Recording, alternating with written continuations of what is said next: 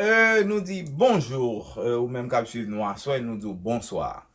Nous comptons avec vous à soir, bon Dieu fait nous grâce, nous là. Jeudi, au lieu que nous passer directement avec étude de Daniel, il y en a étude qui est importante pour nous. De jour en jour, nous avons essayé de connecter avec des autres chrétiens, des autres hommes de Dieu qui a étudié le livre de Daniel, tout, même Jacques, tout prophète. Donc, il y en a une cause qui fait nous faire ça. Et au bras le coup, là, nous avons un invité qui c'est un pasteur, un dame missionnaire, un évangéliste, un africain mais qui vit en France. Qui a un message? Message là c'est dans 12 minutes seulement. Mais message 12 minutes ça, il vaut même 12 heures de temps.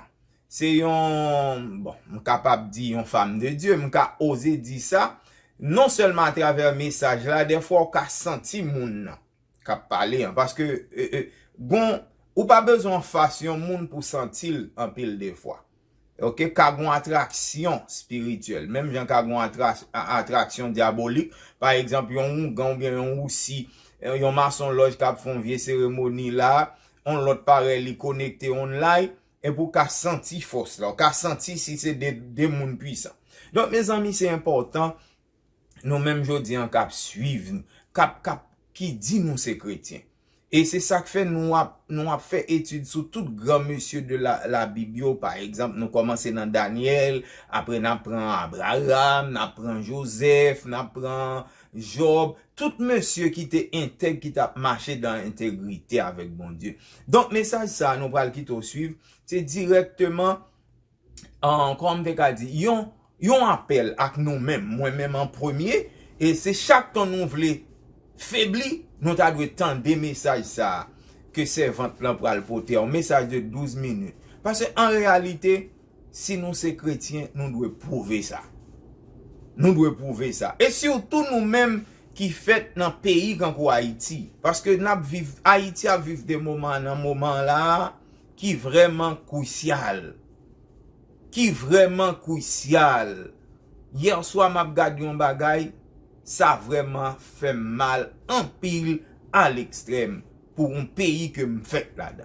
Donc mes amis, message ça li pour directement qui converti déjà ou même qui dit ou c'est chrétien ou même qui dit ou a suivre Jésus, m'oblige dire parce que m'pa connaît.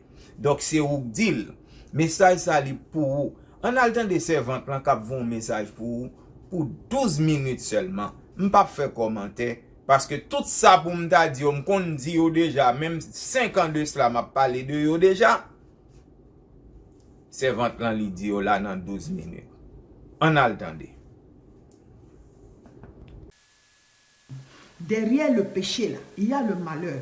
Il y a des gens que les esprits de mort poursuivent depuis longtemps. C'est quand tu vas tomber dans le péché là, l'esprit de mort va rentrer en même temps. Il y a des gens qui ont vécu des situations graves après avoir commis un péché.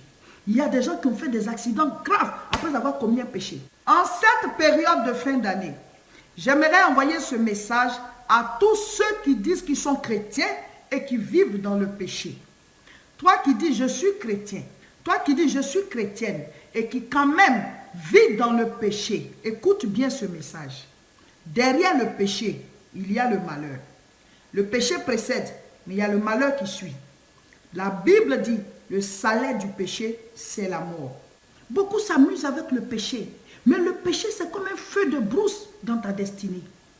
Le péché détruit ta vie, le péché détruit ta destinée, le péché détruit tes finances, détruit toutes tes grâces et tes bénédictions. Il y a certaines personnes, quand on prêche comme ça, disent, ah, mais il y en a quand même qui vivent dans le péché, et les païens là, mais quand même ça va chez eux. Qui t'a dit que ça va chez eux? Qui t'a dit que ça va chez eux? Soit tu réussis par Dieu, soit tu réussis par Satan. Donc tu les vois, les gens, ils vivent comme ils veulent, mais ils n'ont pas la paix du cœur. Parce qu'ils sont obligés de signer des pactes. Parce que pour avoir une grande prospérité, là, soit c'est Dieu qui te l'a donné, soit c'est Satan qui te l'a donné. Or, Satan ne te donne pas gratuitement. Ce sont des gens qui sont enlacés, qui sont dans des pactes. Ils ont envie d'en sortir, mais ils ne peuvent pas. Ils ont peur, parce qu'à tout moment, on peut les tuer. Ce sont des pactes qui engagent leur vie, ils se sont engagés, ils ont engagé leur âme. Donc ce sont ces personnes-là, vous vous enviez pour dire qu'ils vivent quand même bien, mais ça va. C'est ce que tu vois.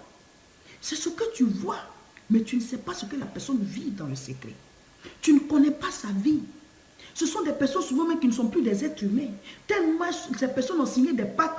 Ces gens sont devenus comme des démons. Ils prennent plaisir au mal, à toutes sortes de choses bizarres. Toi, tu ne peux pas vivre leur vie, tu ne peux pas mener leur vie. Mais le Dieu que nous, on adore, il est le Dieu d'amour, qui nous a créés, qui nous connaît. Avec lui, on trouve notre équilibre. On a la paix, on a la joie, on a la santé, on a le bonheur, on a la prospérité, on a la vie éternelle, et on a la sainteté avec lui. C'est la meilleure des vies. Parce que lui, il nous connaît. Lui, il nous aime. C'est lui qui nous a créés. Mais si toi, tu passes ton temps à envier la vie du monde, que ils font comme ça, mais quand même ça va, tu vas aller faire, mais toi, tu peux mourir. Eux, ils sont dans des pactes. Eux, ils ne connaissent pas le Seigneur. Et Dieu leur donne le temps de se repentir. Dieu tend la main vers eux tous les jours pour qu'ils puissent comprendre et se donner. Mais toi, tu connais le Seigneur et tu vas aller vivre comme eux. Mais dès que tu sors, l'ennemi qui rôde, il t'attaque.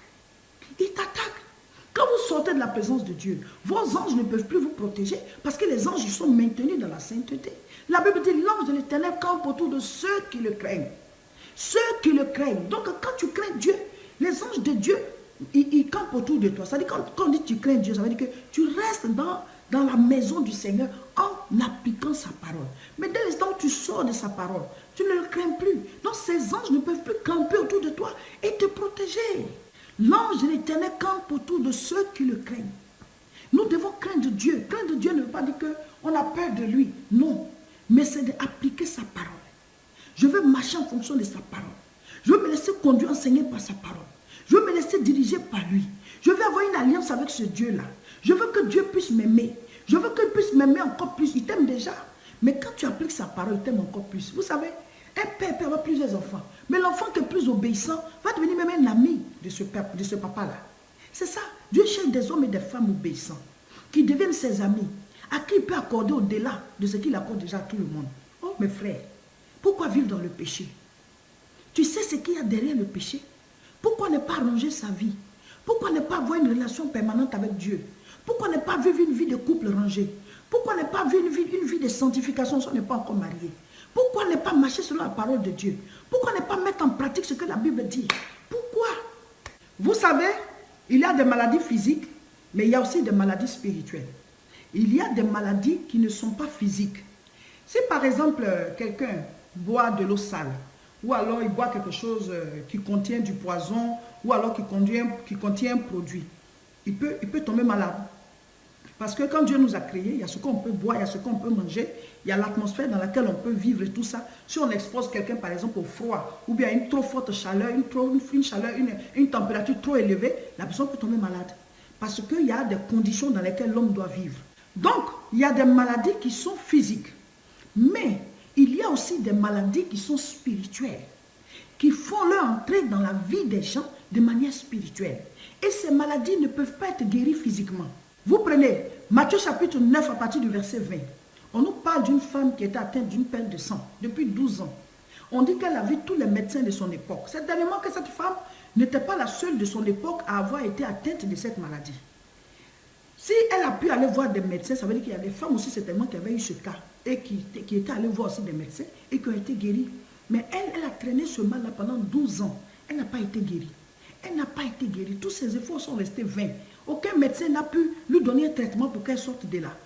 Mais la Bible dit, quand elle a vu Jésus passer, elle a pris la résolution de toucher son vêtement. Elle était désespérée.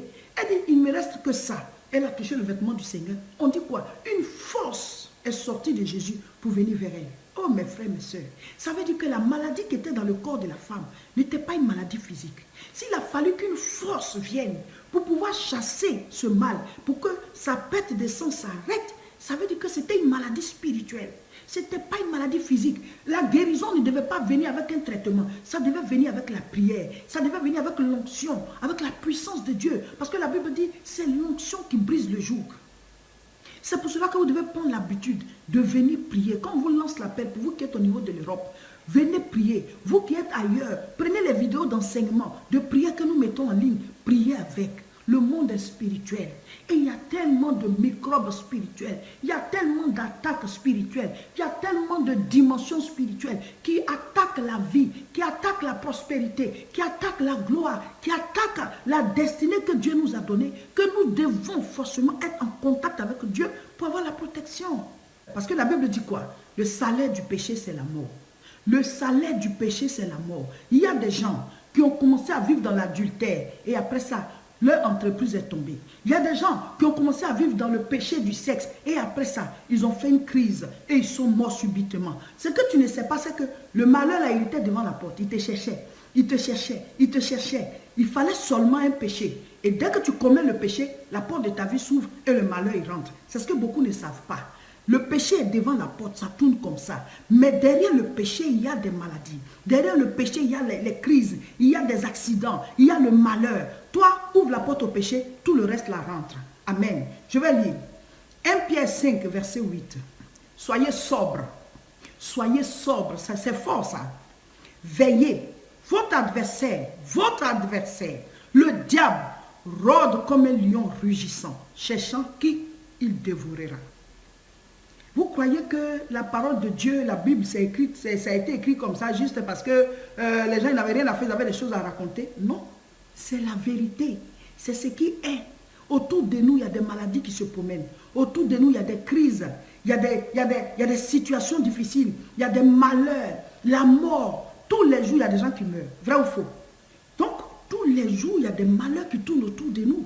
Mais la Bible dit quoi? Que 1000 tombent à ton côté, 10 000 tombent à ta droite, tu ne seras pas atteint. De tes yeux seulement tu regarderas, tu verras la rétribution des méchants.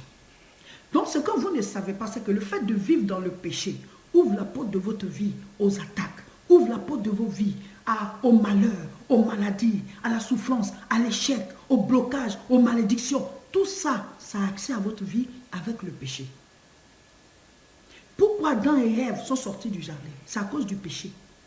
Donc si nous voulons rester dans la relation avec Dieu, nous devons nous éloigner du péché. Parce que le salaire du péché, c'est la mort. Et Dieu ne vit pas dans le péché, Dieu est saint. Donc si nous voulons être en relation avec Dieu, nous devons mener une vie de sainteté et de pureté.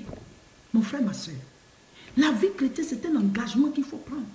C'est un engagement qu'il faut prendre, aller jusqu'au bout. C'est vrai, sur cette terre, on est tous appelés à mourir. Dès l'instant où on est né, on va mourir un jour.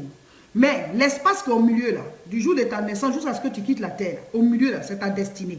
Au milieu, c'est ta vie, c'est l'espérance de vie que Dieu t'a accordée. Et il ne te l'a pas accordé pour rien. Il y a une mission que tu dois accomplir. C'est ce qu'on appelle la destinée. Tu es venu pour apporter quelque chose sur cette terre. Quand Dieu a créé les cieux et la terre, il n'a pas tout mis. Il a mis le reste en chaque être humain.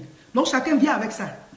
Donc chacun vient avec quelque chose. Il y a quelque chose que toi tu dois apporter dans l'humanité. C'est ce qu'on appelle ta destinée. Il y a quelque chose que tu dois apporter dans cette humanité-là. C'est ce qu'on appelle ta destinée.